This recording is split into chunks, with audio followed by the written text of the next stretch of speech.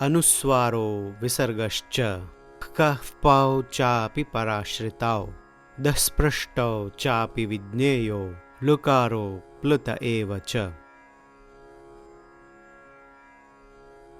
अनुस्वार, विसर्ग, कः जो जिह्वा मूलीय है तथा प उपदमानीय, ये चार पराश्रित वर्ण है।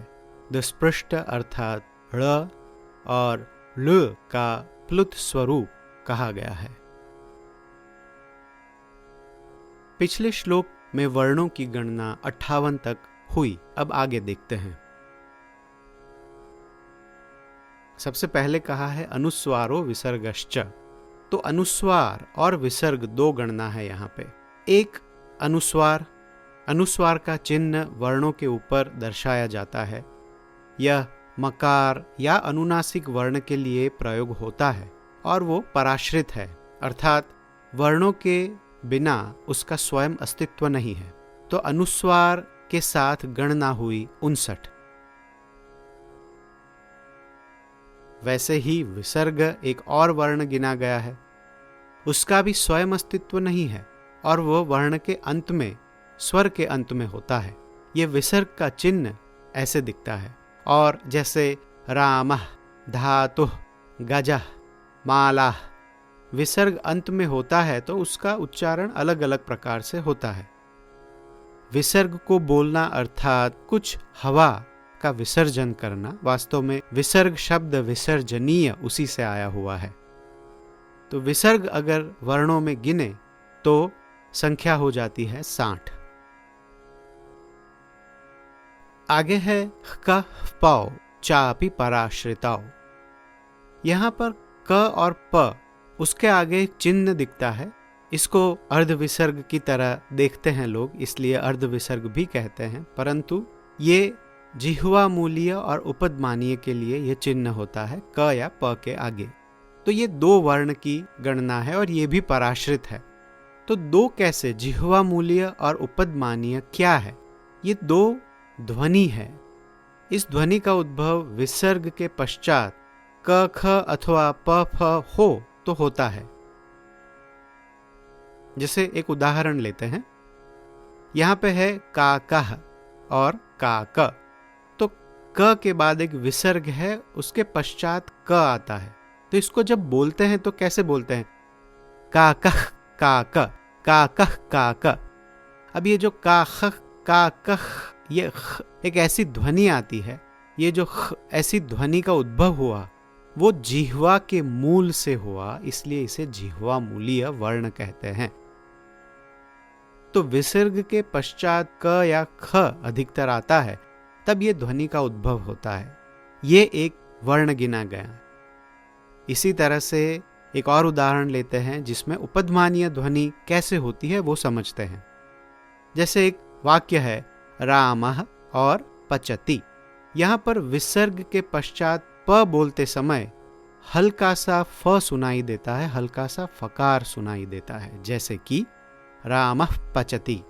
ये जो फकार आया, ये फ की ध्वनि सुनाई पड़ी, यही उपदमानीय है। तो पुनः जिह्वा मूलीय और उपदमानीय ये दो वर्ण हुए और इन्हें जोड़ने से अब संख्या हो जाती है 62। फिर आगे है दस्पृष्टो चापि विज्ञेयो।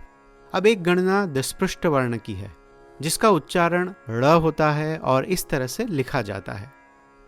जब ई और ए के मध्य में ड आता है तो सुखोच्चारण के लिए ये ड़ की ध्वनि सुनाई पड़ती है। जैसे ऋग्वेद के इस प्रथम मंत्र अग्निमीणे पुरोहितम यज्ञस्य देव मृत्युजम। तो मीणे, वास्तव में ये अग्निमीणे ड है यहाँ पे।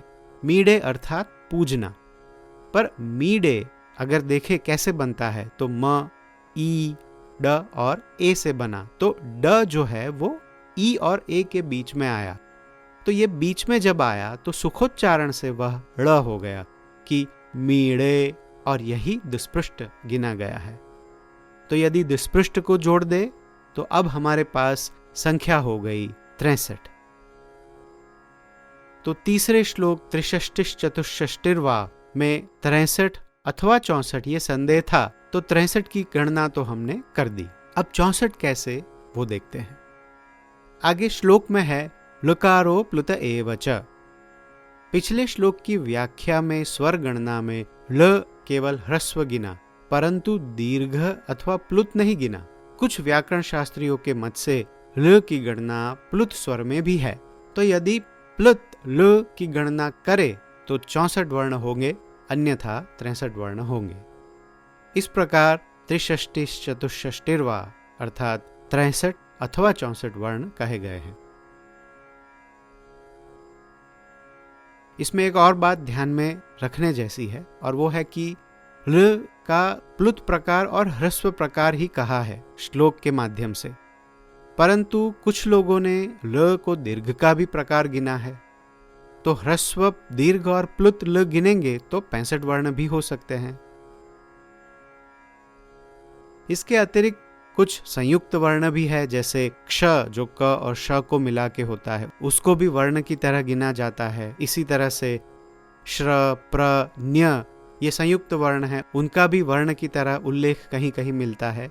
तो संख्या में भिन्नता है, परंतु वस्तुतः पाणिनीय शिक्षा ने मूल मूल वर्णों की गणना की है, और ये वर्ण जो है वो 63 अथवा 64 है।